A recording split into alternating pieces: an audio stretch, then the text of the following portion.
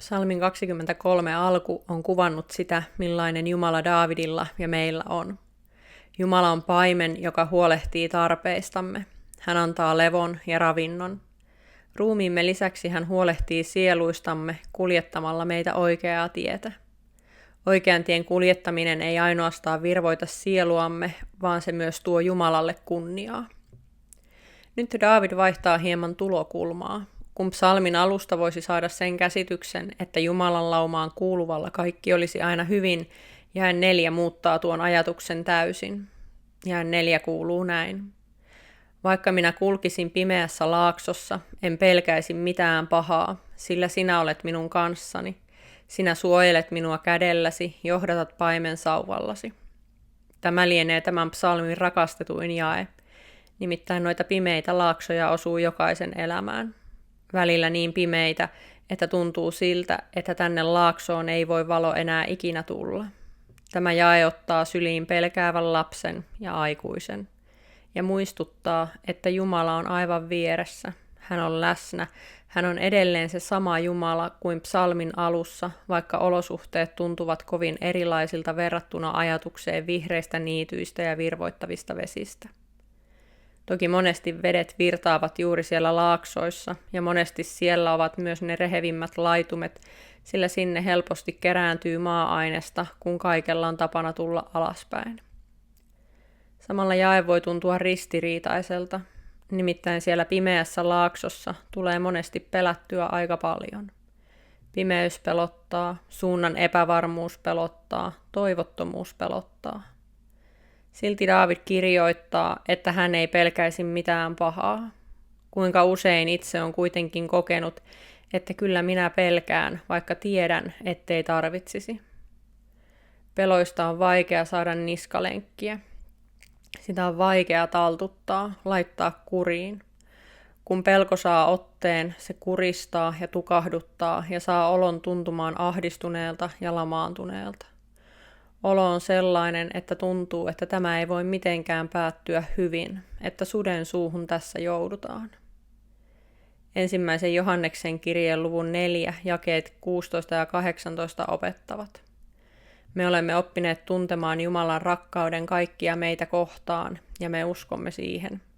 Jumala on rakkaus. Se, joka pysyy rakkaudessa, pysyy Jumalassa, ja Jumala pysyy hänessä. Jumalan rakkaus on saavuttanut meissä täyttymyksensä, kun me tuomion päivänä astumme rohkeasti esiin. Sellainen kuin Jeesus on, sellaisia olemme mekin tässä maailmassa.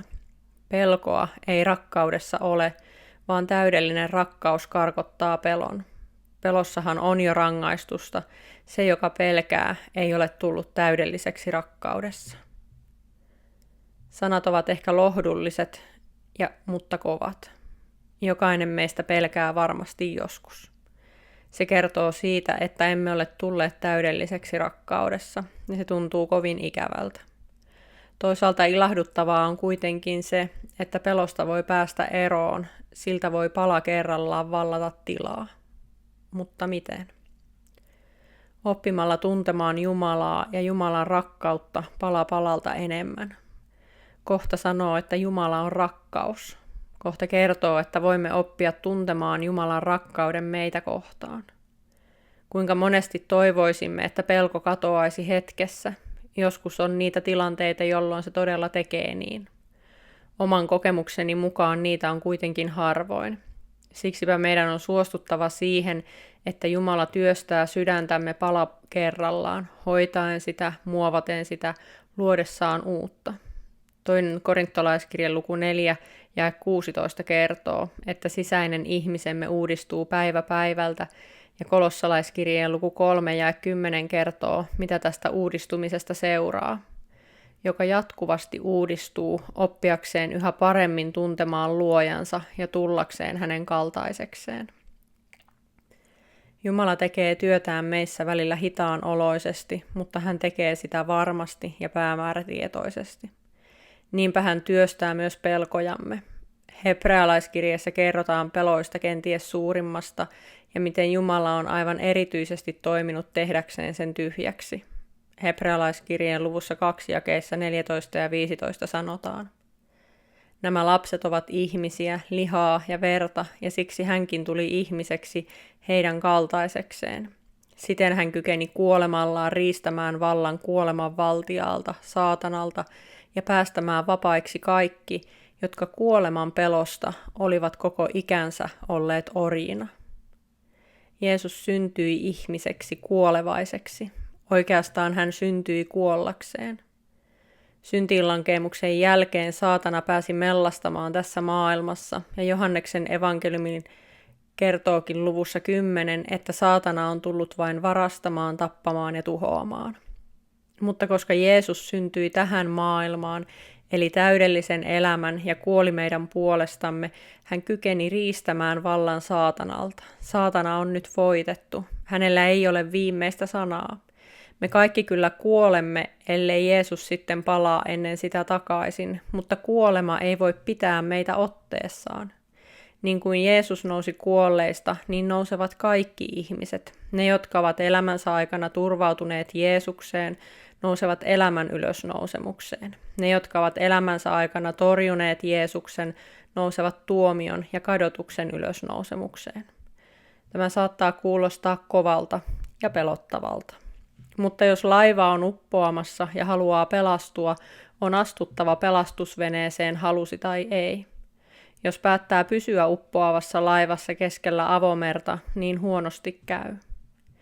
Ymmärrämme monista käytännön elämän sovelluksista, että usein on vain yksi tapa pelastua, olipa se hyppäämällä palavan talon ikkunasta palomiesten virittämälle patjalle, nousemalla pelastusveneeseen merellä, suostumalla helikopterikyytiin loukkaannuttuaan kaukana erämaassa. Tapa, jolla pelastumme, ei aina miellytä meitä. Korkeuksia pelkäävä ei varmasti halua hypätä tyhjyyteen. Veneilyä pelkäävä ei varmasti halua isosta veneestä pienempään. Lentämistä pelkäävä ei välttämättä haluaisi helikopterikyytiin. Joskus on kuitenkin työnnettävä syrjään se, miellyttääkö asia itseä vai ei, ja vain tehtävä sen mukaan, mistä tietää, että lopputulos on hyvä. Hallinnan menettämistä pelkäävä ei halua antaa elämänsä Jumalan käsiin ja Jumalan vietäväksi. Jos sinulla on turva Jeesuksessa, hänessä, joka voitti kuoleman, ei sinulla ole syytä pelkoon. Vihollisista suurin ja pahin on jo voitettu. Jumala on varmasti turvasi myös elämäsi pimeissä laaksoissa. Psalmin loppupuoli lupaa, että Jumala suojelee kädellään ja johdattaa paimensauvallaan. Jumala on sama elämämme valoisina ja pimeinä päivinä. Hän on sama laaksoissa ja huipuilla. Hän on se hyvä paimen, joka pitää lampaastaan huolta, jotta tällä on kaikki, mitä lammas tarvitsee. En tiedä, oletko lapsena tai aikuisena kokenut, miten tietyn henkilön tai tiettyjen olosuhteiden keskellä ei pelota se, mikä ehkä normaalisti pelottaisi.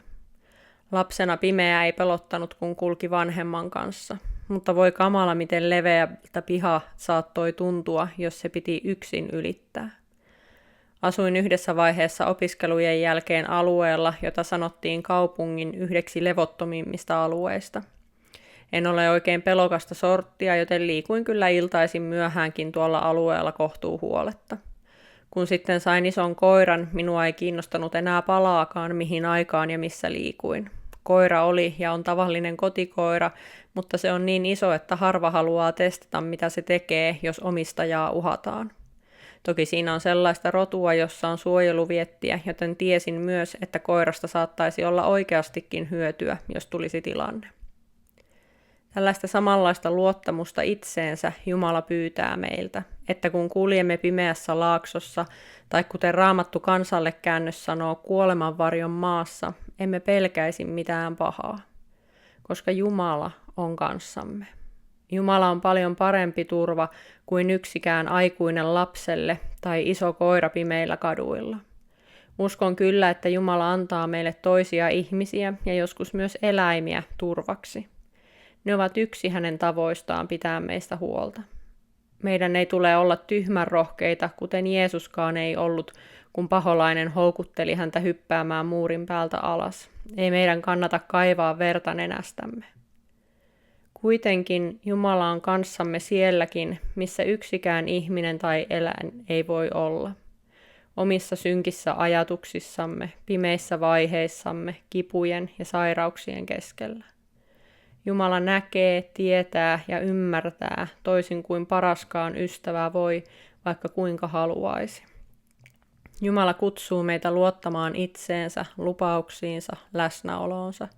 Hän kutsuu suostumaan kulkemaan hänen viitoittamaansa tietä ja luottamaan, että pimeys päättyy.